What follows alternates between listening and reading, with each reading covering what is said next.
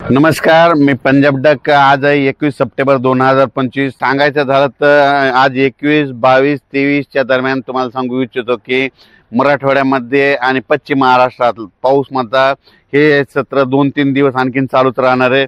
दररोज वेगवेगळ्या भागात पडणार आहे, पण मराठवाड्यामध्ये सगळ्या जिल्ह्यामध्ये दररोज वेगवेगळ्या ठिकाणी पाऊसमध्ये या 4 दिवस पडणार आहे म्हणून हा अंदाज लक्षात यायचा. त्याच्यानंतर राज्यात देखील काय होणार आहे, म्हणजे दिवसा ऊन पडेल. म्हणजे राज्यात पूर्व विदर्भ, पश्चिम विदर्भ, दक्षिण महाराष्ट्र, उत्तर महाराष्ट्र, कोकणपट्टी, खानदेश काय होईल, दिवसा दुपारपर्यंत ऊन पडेल. लगेच काही ठिकाणी दुपारनंतर, काही ठिकाणी रात्रीच्याला, काही ठिकाणी मध्यरात्री स्थानिक वातावरण तयार होऊन पाऊस पडणार आहे म्हणून हा अंदाज काय करायचा सर्व विभागातल्या शेतकऱ्यांना लक्षात यायचा. मग त्याच्यानंतर काय होणार आहे, 25 आणि 26 तारखे, 25 आणि 26 सप्टेंबरला राज्यातला थोडा पावसाचा जोर थोडा कमी होणार आहे, पण त्याच्यानंतर राज्यात परत एकदा मोठा पाऊस येणार आहे म्हणून हा अंदाज सर्वप्रथम शेतकऱ्यांनी लक्षात द्यायचा. मग तो मोठा पाऊस कधी येणार आहे, तो काय होणार आहे, 27 तारखेपासून ते 30 तारखेच्या दरम्यान राज्यामध्ये ठिकठिकाणी मुसळधार, काही ठिकाणी अतिमुसळधार, काही अतिवृष्टी देखील होईल म्हणून हा अंदाज लक्षात यायचा. मग तुम्हाला एक सांगू इच्छितो की तो पाऊस कुठं होणार आहे, तर सगळ्या सुरुवात काय होणार आहे, सुरुवात होणार आहे म्हणजे सांगायचं झालं तर पूर्व विदर्भातून काय होणार आहे, 26 तारखेला सुरुवात होणार आहे. 26-27ला तो पाऊस काय होणार आहे, परत मराठवाड्याकडे येणार आहे. त्याच्यानंतर तो पाऊस तसा पुढं सरकत 27-28ला काय होणार आहे, पूर्व विदर्भ, पश्चिम विदर्भ, मराठवाडा आणि लगे पश्चिम महाराष्ट्र आणि उत्तर महाराष्ट्राकडे जाणार आहे. त्याच्यानंतर 27, 28, 29च्या दरम्यान संपूर्ण महाराष्ट्र व्यापून टाकत आणि ठिकठिकाणी काही ठिकाणी मुसळधार, कुठं अतिमुसळधार, मुंबई देखील मुसळधार होईल, पुणे, सातारा, सांगली तिकडे देखील अतिमुसळधार पाऊस पडेल. त्याच्यानंतर सोलापूर जिल्ह्यात देखील मुसळधार पाऊस पडेल. त्याच्यानंतर लातूर जिल्ह्यात देखील आहे, बीड जिल्ह्यात देखील आहे, परभणी जिल्ह्यात देखील आहे. त्याच्यानंतर जालना, नांदेड, संभाजीनगर, म्हणजे सांगायचं झालं तर जिल्ह्यामध्ये 2-4 म्हणजे खूप ठिकाणी जोराचा पाऊस, कुठं अतिमुसळधार, कुठं रिमझिम असा पाऊस पडणार आहे म्हणून हा अंदाज लक्षात घ्यायचा. सांगायचं झालं तर 27 ते 30 तारखेपर्यंत चांगला पाऊस पडणार आहे.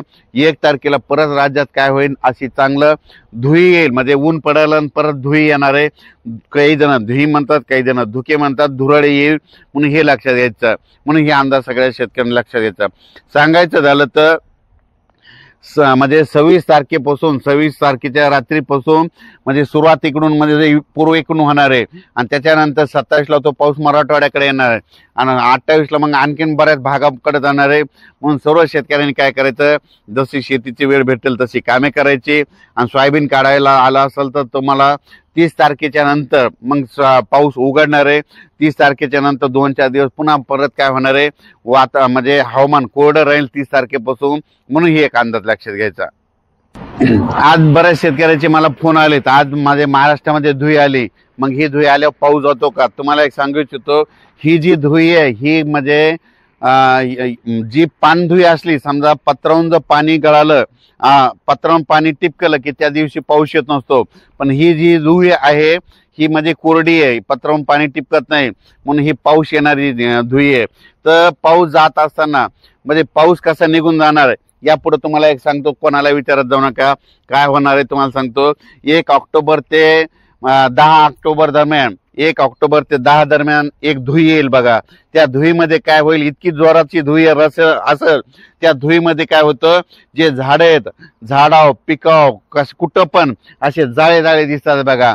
मग ती जाळे धुई आली की तुम्ही म्हणायचं कंप्लीट 12 दिवसांना आता पाऊस निघून जाण्याच्या तयारीत आहे म्हणून हे अंदाज तुम्हाला धुई देणार आहे. म्हणून तुम्ही काय करा, 1 ऑक्टोबर पासून ते 12 ऑक्टोबरच्या दरम्यान एकदा राज्यात धुई येईल. ती मोठी धुई आल्याच्या नंतर जाळे समजा पिकावर तुमच्या पडले, झाडावर पडले, कुठं जाळे दिसू लागले, असे जाळे जाळे दिसू लागतात, जाळे धुई त्याला म्हणतात. जाळे धुई आली की लगेच पाऊस निघून जायचं, कंप्लीट 12 दिवसांना तिथून पाऊस निघून जायला तयारी करतो म्हणून हे सगळ्यांनी लक्षात घ्यायचं. आणि हे आज जी धुई आली ती कोरडी धुई आहे, पण राज्यात मात्र 26 तारखेपासून ते 29 तारखेपर्यंत ठिकठिकाणी जोराचा पाऊस पडणार आहे। पूर्व विदर्भामध्ये 6, पश्चिम विदर्भामध्ये 11, म्हणजे 26, 27, 28च्या दरम्यान पूर्व आणि पश्चिम विदर्भामध्ये काही ठिकाणी मोठा पाऊस पडणार आहे। म्हणून पूर्व आणि पश्चिम विदर्भातल्या जिल्ह्यातल्या तालुक्यातल्या शेतकऱ्यांनी स्वतःच्या पाळीव प्राण्याची काळजी घ्यायची, कारण की त्याच्यामध्ये विजाचं प्रमाण जास्त राहणार आहे, म्हणून ही अंदाज लक्षात घ्यायचा। त्याच्यानंतर मराठवाड्यातल्या सगळ्या जिल्ह्यातल्या आणि तालुक्यातल्या आणि गावातल्या शेतकऱ्यांनी म्हणजे 27 तारखेपासून ते 29 तारखेपर्यंत जोराचा, कुठं रिमझिम, कुठं मोठा, कुठं अति मुसळधार पडणार आहे, म्हणून मराठवाड्यातल्या सगळ्या जिल्ह्यातल्या शेतकऱ्यांनी हा अंदाज लक्षात घ्यायचा।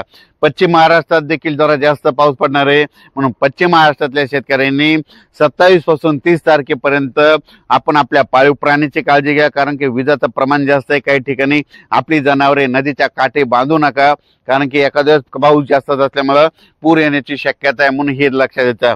उत्तर महाराष्ट्रातल्या शेतकऱ्यांनी देखील काय करायचं, नंदुरबार, धुळे, जळगाव, नाशिक, इगतपुरी त्यांना सांगू इच्छितो की तुम्ही देखील काय करायचं, म्हणजे तुमच्याकडं 28, 29, 30च्या दरम्यान जोराचा पाऊस पडणार आहे, म्हणून तुम्ही देखील आपल्या पाळीव प्राण्यांची काळजी घ्यायची, कारण की याच्यामध्ये विजाचं प्रमाण जास्त राहणार आहे, वारं देखील असं, म्हणून तुम्ही तुमच्या काळजी घ्यावे, म्हणून हे लक्षात घ्यायचं।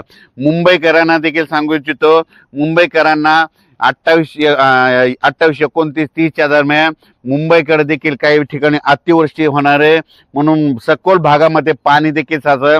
टीव्हीला बातम्या देखील येतात मुंबईला पाणी साचलं, म्हणून मुंबईकरांनी देखील ही दक्षता म्हणून हा अंदाज लक्षात घ्यायचा। अचानक वातावरणात बदल झाला, लगेच उद्या एक मेसेज दिला जाईल। धन्यवाद।